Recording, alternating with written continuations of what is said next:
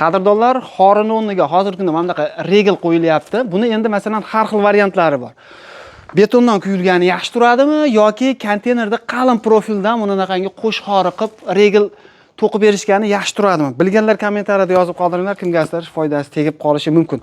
Ungacha biz esa Rim ustullarini sizlarga tavsiya qilamiz. Qadrdonlar, 2025-24 trendga aylangan zamonaviy Rim ustullari ko'rib turibsizlar. Oldin bu ustullar o'sha Italiyada, bu yoq o'sha Gretsiyada bo'lardi. Mana vodiyga ham yetib kelibdi. Akalarimiz o'zlarida qoliplari bor. Siz mana bu betonini, ya'ni sementini, shebenini, armaturasini olib berasizlar, chiroyli qilib quyib berishadi. Balandligida farqi yo'q. Metriga keladigan bo'lsak, 1 metrini quyib berish, ya'ni asakalik ustakalarimiz 1 metrni quyib berishi. Qadrdonlar, Asaka territoriyasida bo'ladigan bo'lsa 220 ming so'm, vodiy bo'yicha bo'ladigan bo'lsa qadrdonlar 250 ming so'mgacha ekan.